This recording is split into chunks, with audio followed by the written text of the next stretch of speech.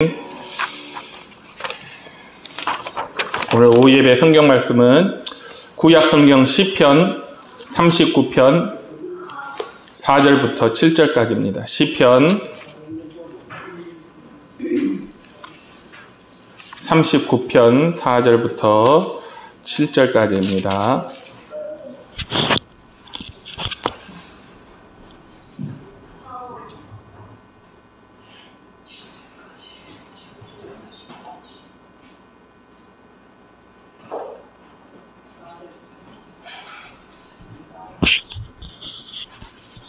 시편 39편 4절부터 7절까지 우리 한 목소리로 같이 읽어보겠습니다. 시작. 여호와여, 나의 종말과 연한이 언제까지인지 알게 하사 내가 나의 연약함을 알게 하소서. 주께서 나의 날을 한 뼘 길이만큼 되게 하심에 나의 일생이 주 앞에는 없는 것 같사오니 사람은 그가 든든히 서 있는 때에도 진실로 모두가 허사뿐이니이다. 셀라. 진실로 각 사람은 그림자같이 다니고 헛된 일로 소란하며 재물을 쌓으나 누가 거둘는지 알지 못하나이다. 주여, 이제 내가 무엇을 바라리요? 나의 소망은 주께 있나이다. 아멘. 오늘 오후 설교 제목은 고난의 유익이라는 제목입니다. 그리스도인에게는 모든 것이 유익합니다. 아멘입니까? 우리 삶의 모든 일들이 우리의 유익을 위한다는 것을 여러분 믿습니까? 설령 우리 눈에 좀 좋아 보이지 않는 일조차도 모든 것을 합력하여 선을 이루시는 그 하나님의 은혜를 여러분 믿으시기 바랍니다. 그래서 시편 119편에서 다윗은 고난도 내게 유익이라 이렇게 고백했습니다.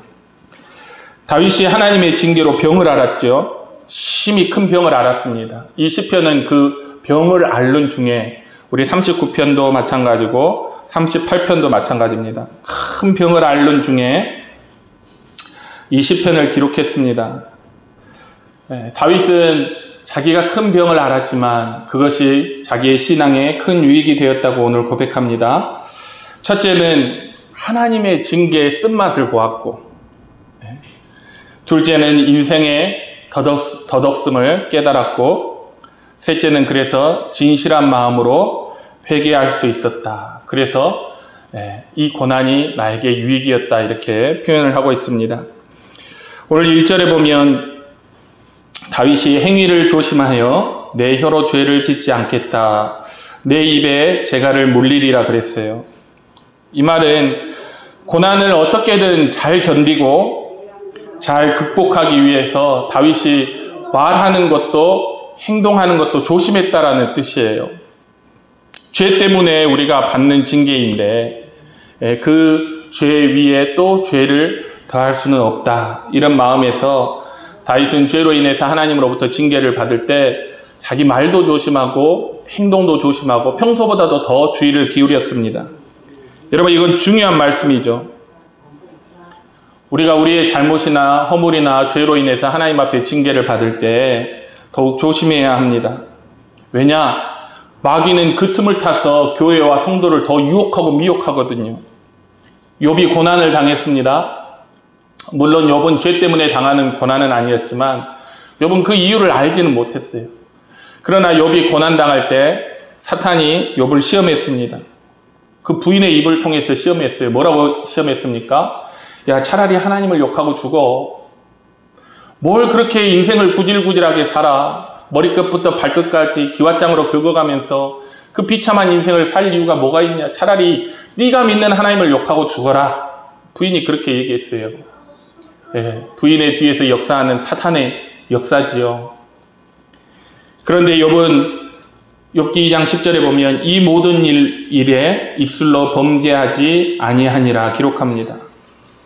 여러분, 다윗이 욥을 통해서 배우지 않았겠습니까? 우리는 성경의 인물을 통해서 배워야 합니다. 제가 여러분에게 누누이 말씀드리지만요, 우리에게 가장 좋은 신앙의 본은요, 모두 성경 속에 다 들어있어요. 우리가 배워야 할 하나님의 말씀도 성경 속에 들어있고, 우리가 본받아야 할 신앙의 인물들도 성경 속에 나와 있습니다. 그것을 통해서 배우고 그들을 통해서 믿음을 배우는 것이 가장 안전한 일이에요. 물론 여러분 세상에도 믿음의 사람들이라고 하는 사람들이 많이 있어요. 네. 지금도 우리 다니엘 기도회를 하면 그 다니엘 기도회에서 많은 간증자들이 나와서 간증을 하잖아요. 2년간 다니엘 기도회에서 저한테 전화를 했던 것 같아요. 목사님 교회 다니엘 기도회 하십시오. 그러면 무료로 위성방송도 설치해드리고 이것저것 설치해드리겠습니다. 제가 안 한다고 그랬어요. 계속 전화를 해도 저는 안 합니다 그랬어요. 왜냐? 우리가 잘못하면 그 사람들의 물론 그들이 다 믿음의 사람들이지만 그들을 보고 배우려 하다가 잘못하면 시험에 들고 잘못하면 믿음에 오해하고 잘못된 길로 빠질 수 있기 때문에 우리가 배워야 할 믿음의 인물들은 전부 다 성경에 기록되어 있습니다. 거기에 넘치도록 많은 사람들이 있는데 굳이 우리가 검증되지도 않고 알지도 못하는 사람들을 통해서 뭔가를 배우려 한다고 하는 것은 잘못하면 위험할 수 있다 그런 생각이 들기 때문이에요. 성경이 믿음의 사람들에게 여러분 교과서예요. 그 안에 우리에게 필요한 모든 것이 다 들어 있습니다. 믿음의 교훈들이 있고 믿음의 사람들이 있고 그들이 고난과 역경 속에서 어떻게 믿음을 지키고 어떻게 하나님 앞에 영광 돌렸는지가 자세히 기록되어 있어요. 그래서 우리에게는요 성경이 교본이에요. 아멘입니까? 성경이 교본이에요. 그 안에 인물들을 따라서 그들이 걸어간 믿음의 발자취를 우리가 따라간다면 그거 틀림없습니다. 다윗과 욥이 고난받을 때 말과 행동에 더욱 주의를 기울였다는 그 사실을 우리가 배울 수 있기를 주님의 이름으로 축원합니다. 여러분 우리가 하나님으로부터 어떤 징계를 받을 때 우리 삶에 고난이 왔을 때 그때는 우리가 사람들에게 막 말하는 때가 아니에요. 사람들에게 이렇고 저렇고 얘기할 때가 아니라 그때는 우리가 하나님께 기도해야 될 때입니다. 아멘입니까? 믿음에 있어서 너무 힘들어하고 주저앉아 있을 때가 아니라 다윗이 보여줬던 것처럼 욥이 우리에게 보여줬던 것처럼 우리 삶에 고난이 있을 때는 우리가 하나님으로부터 멀어지는 것이 아니라 더욱더 하나님 앞에 가까이 나아가서 하나님과 교통해야 될 때라는 사실을 여러분 배울 수 있기를 바랍니다. 우리에게 징계가 있다고 해서 하나님을 원망하는 때가 아니라 우리의 잘못을 인정하고 회개하는 때인 줄을 여러분 믿으시기 바랍니다. 견딜 수 없는 영육간의 고통이 있었어요. 3절에 보니까 내 마음이 뜨거워서 불이 붙으니 말하기를 그랬어요. 작은 소리로 읊조리다가 결국 하나님께 자신의 마음을 토로했죠. 그러니까 입을 안 열려고 했어요. 다윗은 고난 가운데 내가 뭐 말 한마디 잘못했다가 하나님 앞에 더 죄를 짓겠지 하고 입을 꾹 다물고 있었는데 너무너무나 고통스러워서 결국은 하나님 앞에 자신의 고통을 토해냅니다. 하나님, 제가 언제까지 이렇게 견딜 수 있겠습니까? 하나님, 내 죽음의 날이 눈앞에 다가왔습니다. 이렇게 하다가 이제 모든 것이 다 끝나는 것 아니겠습니까? 하면서 하나님 앞에 자신의 고통을 토로하지요. 여러분, 지난 시간에도 말씀드렸듯이 여러분, 하나님 징계는 무섭습니다. 그게 간단하지 않아요. 우리가 그리스도인이라면 우리가 다른 무엇보다도 하나님이 드신 매를 무서워할 줄 알아야 됩니다. 그게 두렵다는 사실을 깨달아야 됩니다. 근데 사람에게는 여러분 묘한 게 있어요. 정말 미묘한 게 있어요. 그게 뭐냐면 누군가가 사랑하고 아껴주고 그렇게 하면 감사하고 더 잘하는 것이 아니라 우리가 속된 말이 있죠. 우리가 아이들을 키울 때 아이들 너무 잘해주면 버릇이 없어진다 하는 것처럼 누군가가 계속해서 사랑하고 섬겨주고 귀하게 여겨주면 사람의 마음이 이상하더라고요. 제 군대에서 처음으로 그런 걸 경험했습니다. 제가 키가 멀대같이 크니까 군대에 가면 제가 샌드백 아니겠어요. 가는 날부터 이제 밤마다 선임들이 깨워서 끌고 가서 두들겨 팼어요. 계속 그렇게 선임들에게 구타당하고 맞다 보니까 우리 동기들하고 하나 결단한 내용이 있습니다. 야, 우리는 절대 때리지 말자. 우리는 맞더라도 우리 때에서 끝내고 우리는 후임들에게 정말 친절하게 하고 인간적으로 하고 말로도 욕하지 말고 손으로도 때리지 말자. 절대 구타하지 말자. 말이나 행동으로 구타하지 말자. 이렇게 4명의 동기들이 결단을 했어요. 우리 4명의 동기들은 정말 많이 맞았거든요. 우리가 결단한 것처럼 우리는 때리지 않았습니다. 욕도 하지 않고 말도 친절하게 하고 정말 동생들처럼 그렇게 대했어요. 그런데 그게 시간이 가고 제가 제대할 때쯤, 병장이 될 때쯤 되니까 어떤 현상이 나타나냐면요, 계급이 없는 거예요. 후임들이 선임들을 선임으로 생각하지 않아요. 자기들에게 그렇게 좋게 해줬다는 그런 마음은 아랑곳하지 않고 이제 뭔가를 지시하면 말을 안 들어요. 에이, 그거 왜 제가 합니까? 아니, 군대라는 것은 그쵸, 명령에 따라서 일이 이루어지는데 명령을 하면 아휴, 그거 왜 제가 합니까? 제가 그거 할 짬밥입니까? 말을 안 듣는 거예요, 군대가. 그래서 나중에는 일병밖에 안 되는 그 후임이 병장인 우리들한테 주먹질하고 대들더라고요. 그래서 제가 후회를 했어요. 그때 처음으로 제가 후회를 했습니다. 아, 무조건 잘해주는 것은 아니구나. 여러분, 하나님과 나 사이를 구별하지 못하고 그 선을 넘어서는 무례한 신앙인이 되는 것을 우리는 경계해야 돼요. 참된 성도란 뭐냐?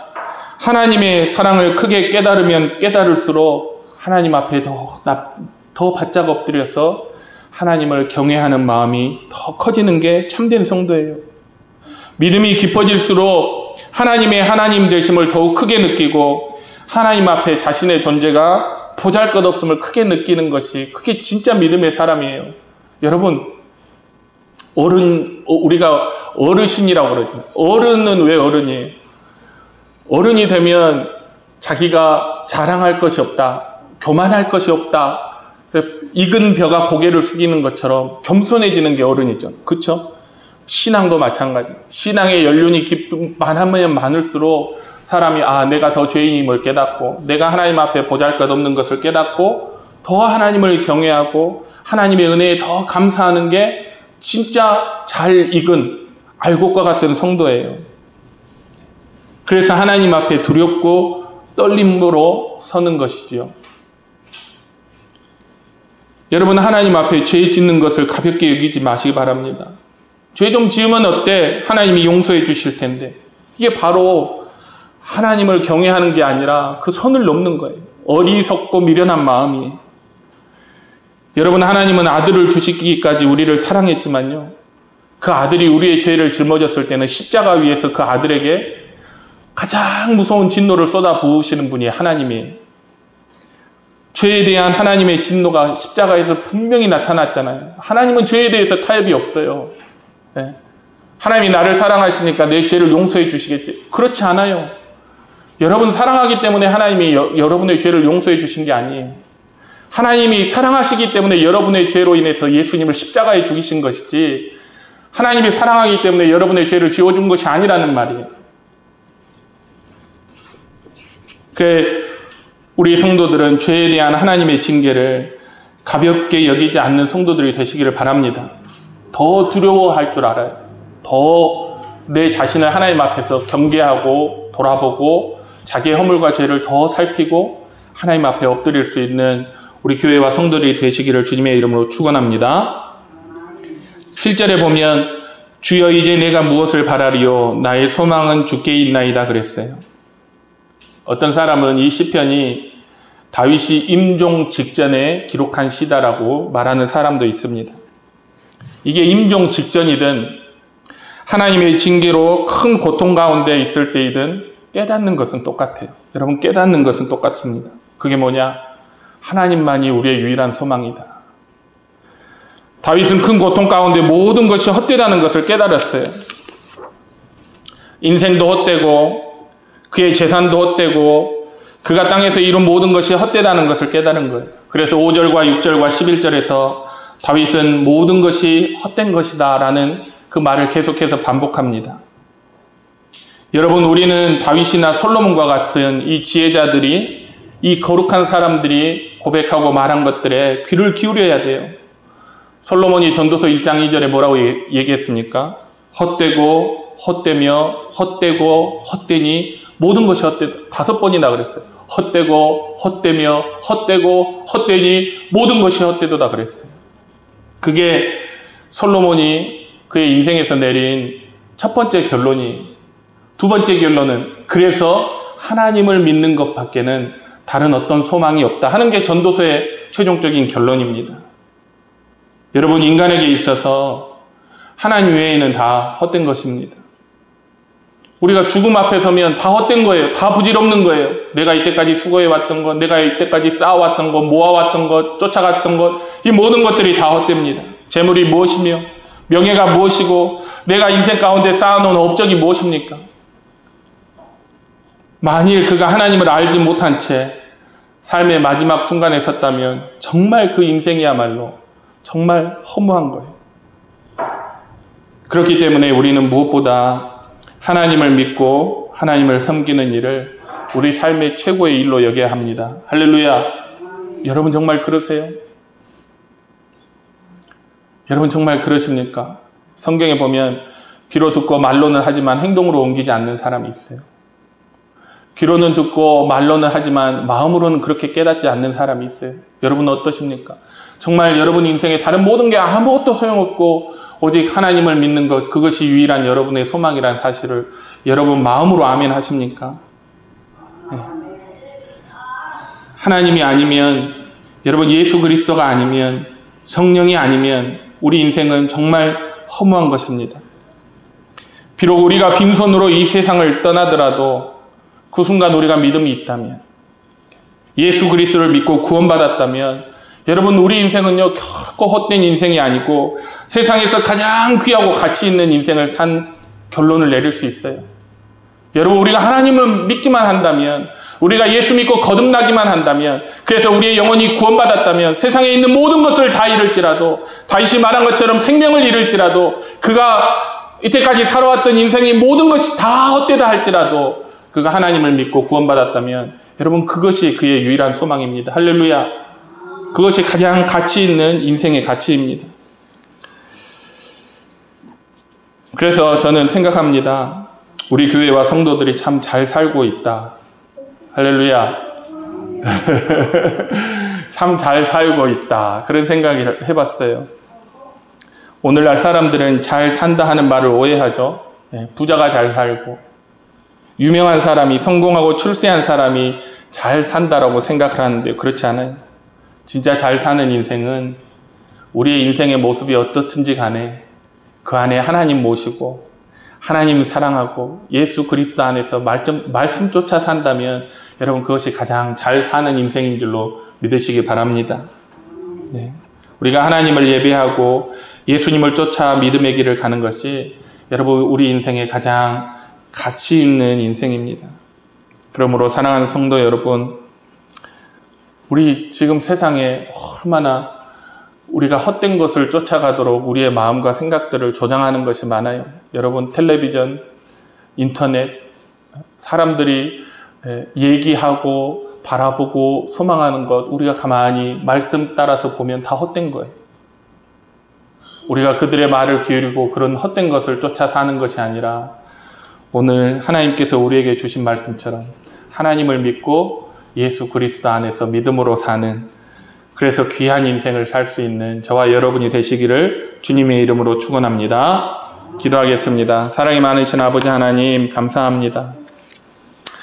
우리가 죽음이든지 고난이든지 어떠한 큰 어려움이든지 그 어려움을 통해서 깨닫는 것은 하나님만이 우리의 유일한 소망이라는 것입니다.